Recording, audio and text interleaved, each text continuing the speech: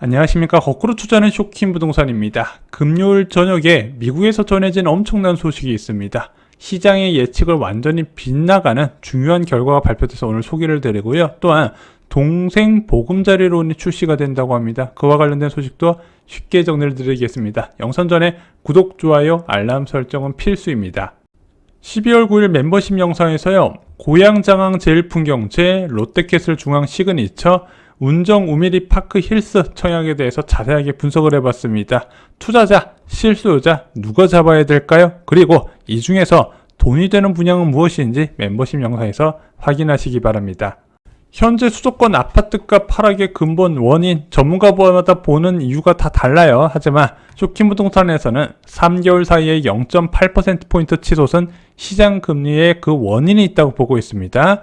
주택담보대출이나 전세대출금리가 3.8, 최저금리가 3.8에서 4.58%까지 올라가다 보니까 부동산 시장으로 자금이 유입되기 어려운 환경이 조성된 거예요. 여기에 이제 겨울철 입주 물량 증가 시즌까지 겹치다 보니까 매매 전세 동시에 약세가 나타나고 있죠. 하지만 지금 이렇게 금리가 치솟았던 거, 미국 침체 가능성을 나타내는 미국의 10월 지표 발표 이후에 거의 원상 회복이 되었습니다. 그래서 시차를 두고 대출금리는 점점 낮아질 거예요. 자, 이제 11월 지표가 발표되는 시기입니다. 지표의 연속성이 중요하다 말씀드렸죠. 성장, 물가, 고용에서 과연 10월 지표의 연속성이 나타나는지 체크를 해야 됩니다. 먼저 성장 관련 지표가 나왔는데 주로 ISM 제조업, 이제 서비스업 PMI로 많이 체크를 합니다. 먼저 ISM 제조업 PMI는요 46.7이 나왔어요. 시장 예측치보다 낮아서 침체가 맞구나, 여기에 대한 확신을 줬는데, 서비스업 PMI 지수 같은 경우는 52.7로 예측치 그리고 이전치보다 높았습니다. 다만 시장이 이거에 대해서 큰 의미를 부여하지는 않는 게, ISM 비제조업 PMI 나왔을 때 고용지수도 같이 나오거든요. 고용지수가 시장 예측치보다 낮다 보니까 진짜 시장이 좀 경기가 침체되나 보다, 고용시장이 흔들리는 모습이 보이잖아. 여기에 더 포커스를 맞추면서 앞으로 침체가 이어질 거라는 베팅에 확신을 줬습니다. 자, 또한 고용보고서 이전에 발표되는 고용 데이터가 있거든요. 제일 먼저 구인 이직 건수, 자, 그게 873만으로 예상치보다 훨씬 낮았어요. 그러면서 노동시장에 적신호가 켜졌다는 생각이 들었고요. 또 하나, 미국 ADP 비농업 고용 변화가 10만 3천 명이 기록한 겁니다. 예측시 13만 명보다 한참 낮았어요. 여기에 임금 상승률도 2년 만에 최저가 나오면서 이거 침체 맞다, 본격적인 침체다, 끝났다. 그래서 빠른 침체에 내년 3월 금리 인하 전망이 확산이 됐습니다. 자, 하지만 12월 8일 한국 시간으로 금요일 22시 30분에 발표된 미국의 고용보고서, 가장 중요한 고용 데이터들이 발표되죠. 제일 먼저 미국 비농업 고용지수 19만 9천 명이 기록한 겁니다. 예측치 18만 명보다, 그리고 이전치 15만 명보다 높았어요. 두 번째, 미국 평균 시간당 임금 전월 대비 0.4%로 이전에 0.2%, 예측치 0.3%보다 높았습니다. 시간당 평균 임금이 올라간다는 것은 그만큼 고용시장이 빡빡하다는 뜻, 고용주 입장에서 사람을 채용하기 쉽지 않다는 뜻도 됩니다. 마지막으로 실업률 3.7%가 됐습니다. 전월에 같은 수치가 나올 줄 알았는데 그거보다 더 낮았다는 거죠.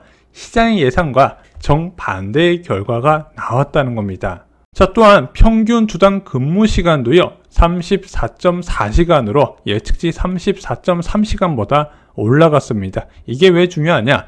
향후 고용시장을 예상할 수 있는 지표거든요. 만약에 평균 주당 근무 시간이 늘어난다는 거는 그만큼 사람들이 노동을 많이 한다는 거고, 노동 많이 하는 사람 자를 수 있어요? 없겠죠. 오히려 노동 시간이 늘어나게 되면 추가로 고용해야 된다는 생각을 할 수밖에 없겠죠. 그래서 미국 평균 주당 근무 시간까지 나오고 나서 이거 우리가 그동안에 침체에 대해서 너무 성급하게 결론내는 거 아니냐, 이런 인식이 커졌습니다.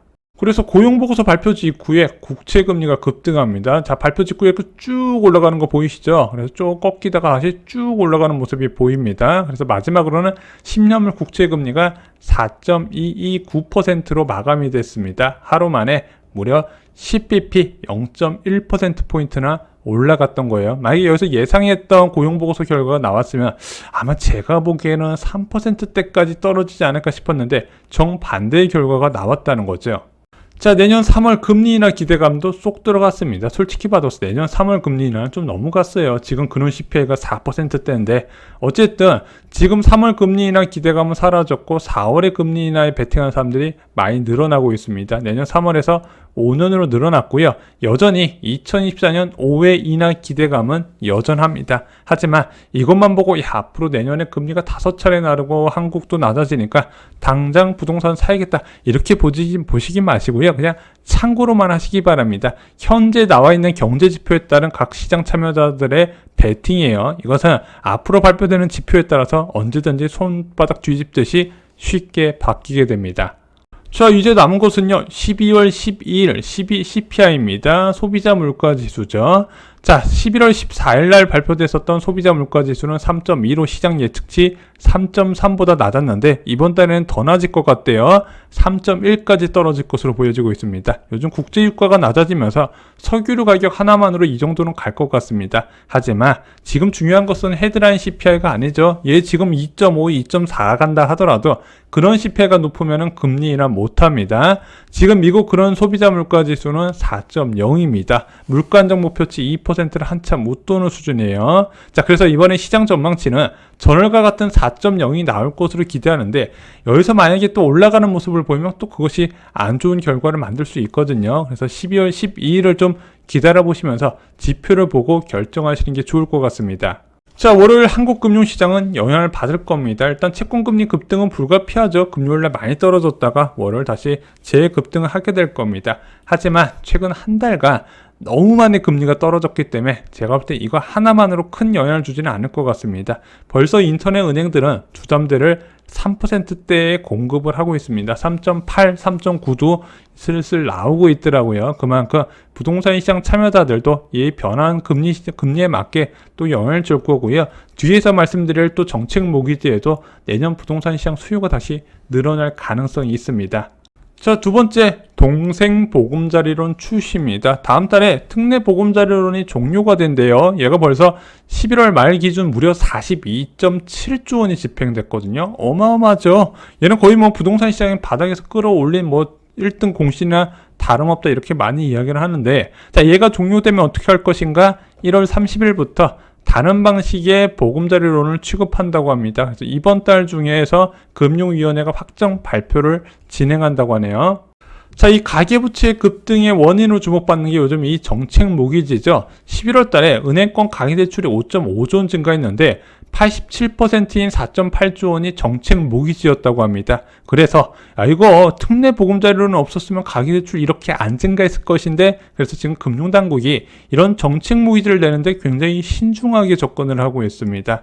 그리고 지금 보시면 이제 11월 달까지 은행권 가계대출이 많이 늘어났는데 12월부터는 좀 전 다른 흐름이 나타날 것으로 보여지고 있습니다. 왜냐면 이제 9월 달에 특례 보금자리론 이제 종료 이야기가 나오면서 막차 수요가 좀 몰렸거든요. 그래서 8월 달과 9월 달에 아파트 거래량이 많이 터졌고, 아파트 거래량 이제 실거래가 신고 시점하고요, 실제 잔금 시점이 차이가 있지 않습니까? 근데 대출은 잔금 시점으로 집행이 된단 말입니다. 그 차이 때문에 8월달, 9월달에 거래량 증가한 게 지금 가계부채 증가로 나타나고 있는데, 실제 그 이제 10월달, 11월달, 12월달까지 이어지면서 거래량 감소가 나타나고 있거든요. 그러면 그 영향은 언제부터다? 12월 가계부채 통계부터 좀 둔화될 가능성, 그것이 꽤 이어질 것으로 보여집니다. 그래서 현재 아파트 거래량을 감소한 거 이제 감안하면 앞으로 한 2, 3개월 정도는 가계부채 감소세가 나타날 것으로 보여집니다.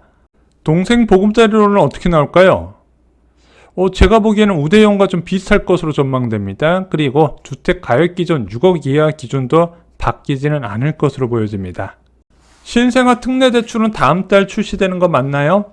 예, 다음 달에 출시되는 건 맞는데 출시 일정은 발표가 안 됐습니다. 이거 정말 많은 분들이 기다리셔요. 올해 집 사신 분들 중에서도 이걸로 갈아타시는 분들도 계시고, 요거 출시되면 집 사겠다는 분들 꽤 많이 계십니다. 그래서 제가 볼 때는요, 부동산 시장의 진짜는 1월부터라고 생각해요. 12월까지 거래 감소가 나타나다가 현재 대출금리가 많이 줄어들고 있잖아요. 그리고 좀 조정이 된 매물들이 나오다 보니까 그 매물을 잡는 수요가 1월부터 움직일 것으로 예상이 됩니다.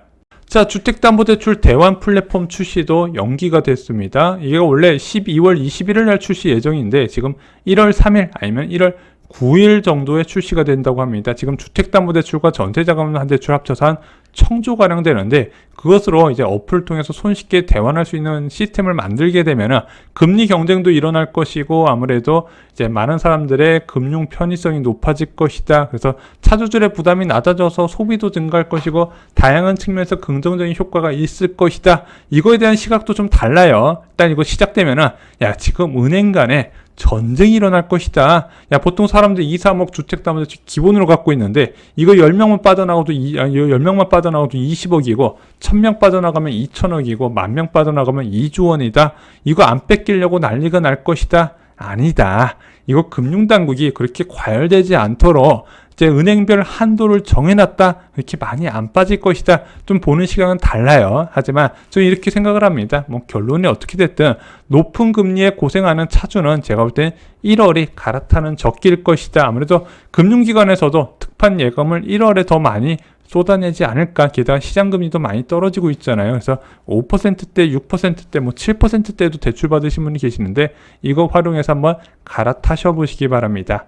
자, 오늘 준비한 소식은 여기까지입니다. 아직 미국의 물가 지표가 남아있는 상황에서 시장 금리 방향에 대해서는 섣부른 예측은 좀 어려울 것 같습니다. 그야 물가 지표가 발표되는 거 보고요, 저는 슬슬 내년 부동산 시장 전망을 발표하는 영상을 제작하겠습니다. 오늘 영상이 마음에 드셨다면요, 좋아요, 구독, 공유 꼭 부탁드립니다. 감사합니다.